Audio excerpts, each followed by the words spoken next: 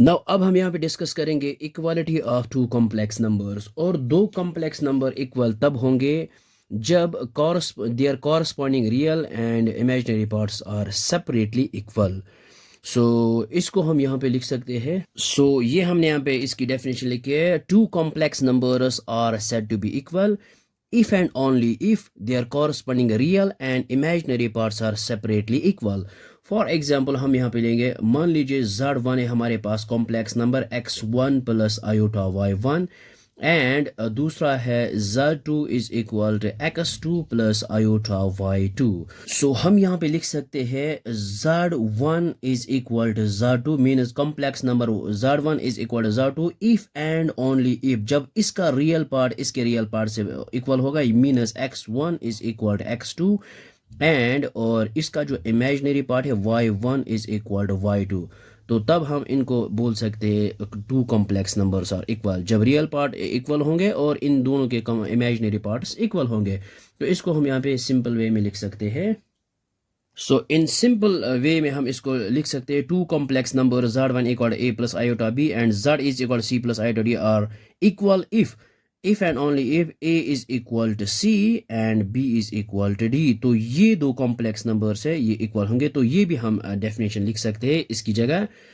अब हम यहाँ पे लिखेंगे एक complex number is said to be zero if and only if it is real and imaginary parts are zero. अगर हमारे पास कोई कॉम्प्लेक्स नंबर है और इसका रियल पार्ट भी जीरो है, इमेजिनरी पार्ट भी जीरो है, तो इसको हम यहाँ पे कह सकते हैं जीरो कॉम्प्लेक्स। ये हमारे पास एक कॉम्प्लेक्स नंबर है। अगर हम यहाँ पे पुट करेंगे x रियल पार्ट भी ज़ीरो एंड इमेजिनरी पार्ट भी ज़ीरो, सो हमारे पास आएगा z is equal to zero plus iota zero. ये आएगा which implies z is equal to zero. तो हम यहाँ पे लिख सकते हैं a complex number z is said to be zero if and only if it is real and imaginary parts are zero. ये हमने यहाँ पे लिखा है a complex number z is said to be zero if and only if its real and imaginary parts are zero.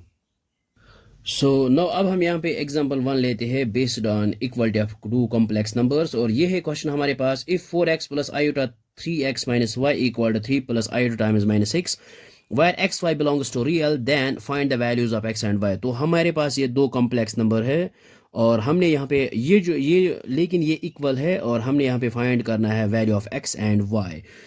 हम यहाँ पे direct solution लिखेंगे और हमारे पास है ये 4x plus iota times 3x minus y which is equal to 3 plus iota times minus 6। और हम यहाँ पे लिखेंगे due to equality of complex numbers और हम यहाँ पे इक्वेट करेंगे real part is equal to real part और imaginary part is equal to imaginary part. ये हमने यहाँ पे लिखा है due to equality of complex numbers. ये real part 4x is equal to यहाँ पे रियल पार्ट है 3 एंड और ये imaginary part 3x minus y which is equal यहाँ पे है माइनस 6। और यहाँ पे x का वैल्यू फाइंड आउट करेंगे, x इज इक्वल टू 3 और ये 4 जो है ये डिवाइड हो जाएगा। x is equal to 3/4 is the value. अब हम यहाँ पे पुट करेंगे x इज इक्वल टू 3/4 इस इक्वेशन में। ये आएगा हमारे पास 3 इंटू x की जगह 3/4 minus y which is equal to minus 6। 3 into 3 ये आएगा यहाँ पे 9 डिवाइड बाई 4 माइनस आएगा y which is equal to minus 6। इसको हम यहाँ पे लिख सकते हैं अब। ये आएगा हमारे पास ये minus y which is equal to minus 6 और इस 9/4 इसको ट्रांसपोज करेंगे, ये आएगा माइनस 9 डिवाइड बाई 4 और इसको यहाँ पे रखते हैं 1।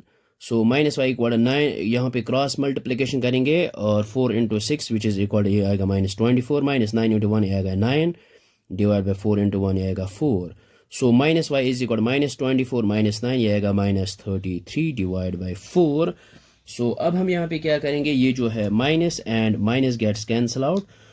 y का जो वैल्यू आया है वो आया है हमारे पास 33/4। This is the required values of x and y।